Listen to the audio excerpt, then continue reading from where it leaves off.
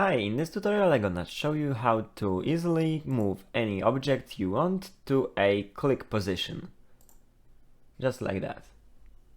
I'm gonna use the player game object, but all we have to access is this transform component, so you can use whatever you need. First, in the main camera with the camera component attached, I need a click manager script. Here we need to grab the camera component, and if we click, we want to start go to click coroutine and give it input.mouse position. Here all we need to care about are those two lines of code. The rest of it is just making it look better and preventing some errors.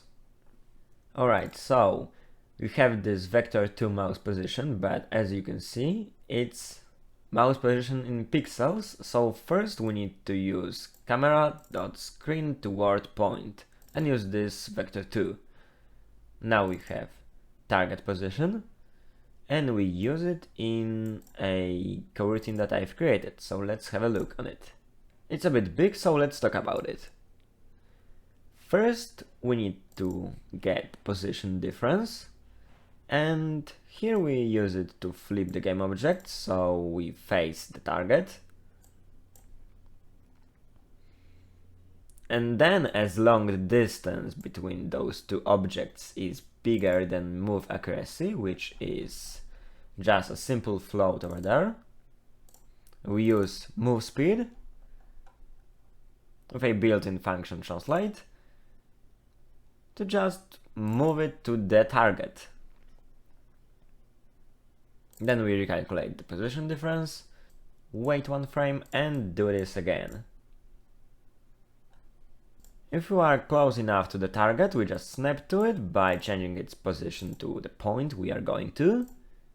And that's basically it, but I also use this part of the code because I need to know if the player is walking or not to prevent it from changing the direction of the movement. But you don't need to use it at all. And this line of code is just to have at least one yield return in case this one doesn't happen. We need it in every I enumerator. Alright, so if we click, we start a coroutine, give it mouse position, convert it to a position in our game world, and then give this position to a function that moves the object. In that case, we have the player.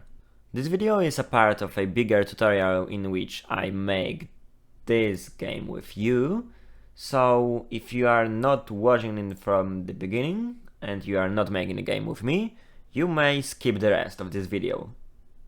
Alright, so let's talk about what else do we have here to make this code look better. If you click on any item in the game, we start go to item function, but we don't want it to play with the go to click. So we want to freeze this go to click and give go to item a little bit of time to check what's going on. And in the update scene after action, which was created before, you just add this part of the code. Wait an additional frame, just to make sure that we have time to call this go to click.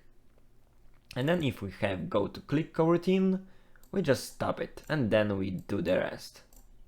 Alright, we don't want to be above the floor, so I've added a simple float, and after converting mouse position to target position, we check if the Y of the target position is greater than this maximum value, or if the player is walking, and if it's true, we just break it.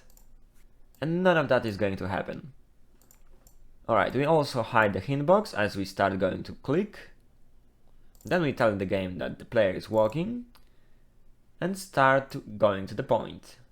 At the end of this coroutine, we set it back to false, so we got it covered.